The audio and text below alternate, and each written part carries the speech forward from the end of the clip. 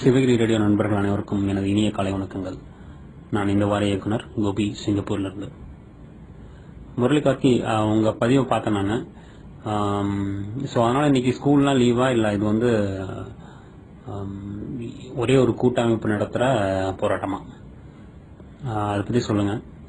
அப்புறம் மனிதர் சொல்லியிருந்தார் செஸ் விளையாட்டு, அந்த நான் கேட்டிருந்த கேள்விக்கு பதில் சொல்லியிருந்தார். ரொம்ப நன்றி சார். அப்புறம் நம்ம ஊரில் உங்கள் செஸ் அகாடமி எங்கே இருக்குது?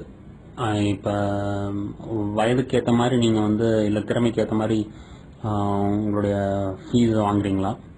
ஏன்னா இப்போ நீங்கள் அண்டு உங்ககிட்ட ட்ரைனிங் எடுத்தவங்க மாநில அளவு, மாவட்ட லெவலில், மாநில அளவில் இல்லை அந்த மாதிரி பரிசுகள் வாங்கியிருக்காங்களா? அதை பற்றி சொல்லுங்கள்.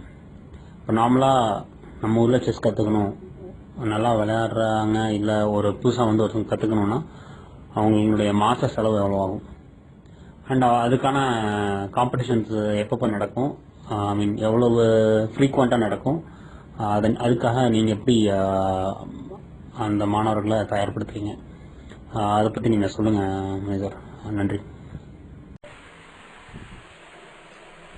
தோழரை அன்பு வணக்கம். செஸ் விளையாட்டிற்கு, அதாவது செஸ் விளையாட்டினை கற்றுக்கொள்வதற்கு உரிய வயது என்று எதுவுமே கிடையாது. ஒருவர் பக்குவப்படக்கூடிய வயதை நாம் செஸ் விளையாட கற்றுக்கொள்ளும் வயதாக கணக்கிடலாம். அந்த கணக்குப்படி பார்த்தால் ஒரு குழந்தையினுடைய புரிந்து கொள்ளக்கூடிய தன்மை சுமார் 1.5 வயதிலேயே ஆரம்பிக்கிறது. அந்த வயதிற்கு மேற்பட்டு அவர்களுடைய மனோதிடம் மற்றும் பொறுமையை சார்ந்து விளையாட கற்றுக் கொடுக்கலாம். துல்லியமாக சொல்ல போனால் 2.5 வயது குழந்தை ஒரு செஸ் விளையாட்டினை கற்றுக்கொள்வதற்கு தகுதியான நிலையை அடையும். எனவே 2.5 வயது முதல் நாம் கற்றுக்கொள்வதற்கு உரிய வயதாக மதிப்பிடலாம். உலகத்திலேயே செஸ் விளையாட்டை குறைந்த வயதில் விளையாடியவர் ஒரு ரஷ்ய நாட்டினுடைய விளையாட்டு வீரர் என படித்துள்ளேன். அதன் மூலம் கணக்கிடப்படக்கூடிய வயது சுமார் 1.25 வயது. நன்றி தோழரே. சிவகிரி ரேடியோ நண்பர்கள் அனைவருக்கும் வணக்கம். நான் பிரகாஷ் பேசுறேன். கிங் செஸ் அகாடமி மணியன் அவர்கள் நம்ம ரேடியோவில் இணைஞ்சிருக்கிறாங்க. அவருக்கு என்னுடைய வாழ்த்துக்களை தெரிவிச்சுக்கிறேன். செஸ் அப்படிங்கிறது எனக்கு பிடிச்ச விளையாட்டுகள் ஒன்று. ஆரம்பத்தில் விளையாடிட்டு இருந்தான், இப்போ குறைஞ்சிருச்சு. இப்போ அந்த செஸ் சம்பந்தம் மணி அண்ணனோட அனுபவம் எனக்கு கொஞ்சம் இருக்குது. ஒரு சின்ன வயசுல ஸ்கூல் படிக்கும் போது நினைக்கிறேன், ஒரு சின்ன காம்படிஷன் நடந்தது சிவகிரியில. ஒரு புதிய பஸ் நிலையம் அந்த வணிக வளாகத்துல ஒரு பகுதியில நடந்தது. அதுல நான் கலந்துக்கிட்டேன். அப்பதான் முதல்ல வெளியில வந்து செஸ் விளையாடுறேன். நாக் அவுட் முறையில் நடந்த போட்டி அது. அப்போ வந்து அரை இறுதியில மணியண்ணன் கூட விளையாடிய சூழ்நிலை அது. அவரை ஜெயிச்சுட்டு நான், எனக்கே ரொம்ப சந்தோஷமான தருணம் அது. அதுக்கப்புறம் ஃபைனல் தங்கமணி அண்ணா கூட, அவரு கூட முதல் பரிசு ஷேர் பண்ணிக்கிட்டேன். ரா ஆயிடுச்சு மேட்ச். முதல் பரிசு கூட 500 ரூபாய்ன்னு நினைக்கிறேன் அது. ஆனா ரொம்ப சந்தோஷமானது. எனக்கு கூட ரொம்ப ஊக்கப்படுத்தினாங்க அவங்க செஸ்ல. ஒரு புக்ஸ் எல்லாம் கூட கொடுத்தாங்க. ஒரு சர்வதேச வீரர்கள் விளையாடின ஒரு புகழ்பெற்ற மேட்ச்கள் அடங்கிய அந்த மூமெண்ட்ஸ் இருக்கிற புக்ஸ் அது. வீட்டுல வந்து ரொம்ப நாள் விளையாடி இருக்கிறோம் அதை. நானு, தம்பி, அப்பா எல்லாருக்கும் வந்து அடிக்கடி அந்த புக்ஸ் யூஸ் பண்ணி மூவ்ஸை விளையாடி பார்ப்போம். செஸ் எப்படி கத்துக்கிட்டேன் அப்படின்னா, அது அப்பா நல்லா விளையாடுவாங்க, அவர்கிட்ட இருந்து கத்துக்கிட்டது தான் அது. அப்படியே மறுபடியும் பேசுறேன் நானு. வணக்கம், பிரகாஷ். நினைவு அந்த நாள்ல இருந்து செஸ் விளையாடுறேன். இருந்தாலுமே ஒரு ஸ்டேஜுக்கு மேல போகல. அது நம்மளோட எபிலிட்டி அவ்வளவுதான், தாண்டி போக முடியல. இருந்தாலுமே எங்க அப்பா கிட்ட இருந்து கத்துக்கிட்டதான் அது. இன்னைக்கு அப்பா இல்ல, அப்பா காலமாயிட்டாங்க. இருந்தாலும் கூட இன்னைக்கு செஸ் அப்படின்னா கண்டிப்பா அப்பாவுடைய நினைவுகள் வரும் எனக்கு. கடைசியா அப்பா உடம்பு சரியில்லாம இருந்தப்ப கூட கடைசியா கேக்குறேன் அப்பா கிட்ட, அப்பா இன்னைக்கு அந்த விளையாடலாமா அப்படின்னு கேட்கும் பொழுது சரி சாமி விளையாடலாம் அப்படின்னாரு. கண்டிப்பா 2 பேரும் விளையாடுறோம். நான் கூட நினைச்சேன் கண்டிப்பா அவர் உடம்பு சரியில்லாம இருக்கிற சூழ்நிலையில சரியா நல்லா விளையாடுவாரோ அப்படிங்கிற ஒரு எண்ணம் இருந்தது. இருந்தாலுமே அதுல அப்பா ஜெயிச்சிட்டார், நான் தோத்துட்டேன். இருந்தாலும் எனக்கு ரொம்ப சந்தோஷம். சொல்ல போனா கண்டிப்பா இந்த சூழ்நிலையிலுமே இவ்வளவு சிந்திக்கிறாரு அப்படின்னு.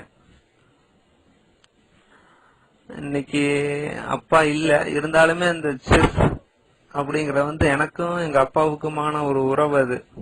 கண்டிப்பா அந்த வகையில அது மறக்கவே முடியாத ஒரு விளையாட்டு இது. இன்னைக்குமே எங்க அப்பாவை நினைவுபடுத்துற ஒரு சொல் அது செஸ் அப்படிங்கிறது.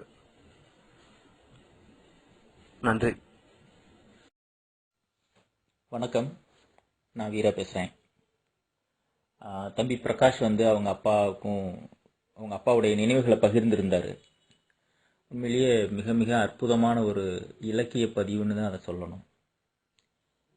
மிகவும் நெகிழ்ச்சியான ஒரு பதிவு அது.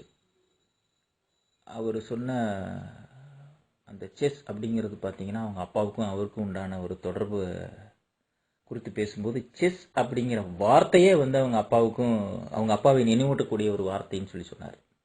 பொதுவாகவே நம்ம வாழ்க்கையில் பல வார்த்தைகள் நமக்கு ஒரு பெரிய ஒரு ஒரு வார்த்தை மூலமாகவே நம்ம ஒரு வாழ்க்கையை கடந்த காலத்துக்குள்ளார கடந்து போகக்கூடிய ஒரு சூழல் இருக்கும்.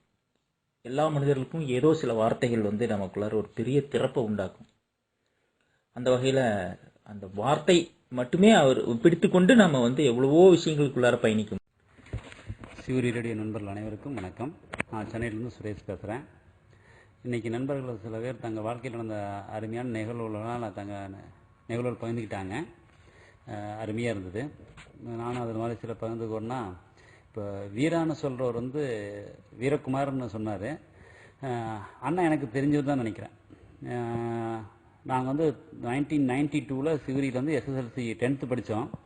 அப்போ அன்புட்டி சார், கமலக்கண்ணன், ரவி, மருதாசலம், வாணிகட்பீஸ் பூபதி,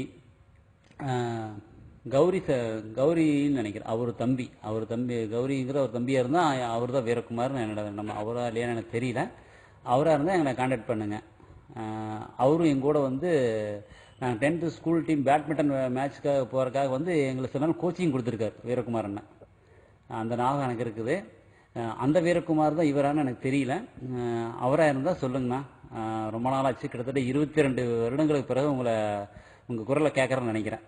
92க்கு அப்புறம் 2015, 22 வருஷங்களுக்கு அப்புறம் உங்கள் குரலை கேட்குறேன்னு நினைக்கிறேன். எப்படி இருக்கிறீங்க, எப்படி என்னென்னு எந்த தகவல் எனக்கு தெரியல. சிவரியில் இருக்கிற வாய்ப்பு கிடைச்சாலும் உங்களை சந்திக்க முடியாத வாய்ப்பு இல்லை.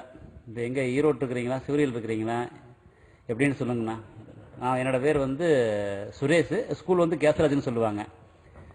சிவரி செல்வி மெடிக்கல்ஸ் விஏ சென்னியப்பா அவரோட பேரை. நான் இப்போ சென்னையில் ஒர்க் பண்ணிகிட்டு இருக்கிறேன். நான் சொன்ன பதிவு கரெக்டானா நீங்கள் அந்த வீரகுமாராக இருந்தால் என்னை கான்டாக்ட் பண்ணுங்கண்ணா. வீராண்ணா. ஓகேண்ணா. சிவகிரி ரேடியோ நண்பர்களுக்கு என்னுடைய வணக்கம். நான் ஜானகிராமன், சென்னையிலிருந்து. பிரகாஷ் பழைய அதை பேசுறதுக்கே எனக்கு வாய்வில்லை. சிவகிரி ரேடியோ நண்பர்களுக்கு நான் தெரிவித்துக் கொள்வது என்னவென்றால், பிரகாஷ் என்னுடைய தாய்மாமனுடைய மகன். பிரகாஷுக்கு கூட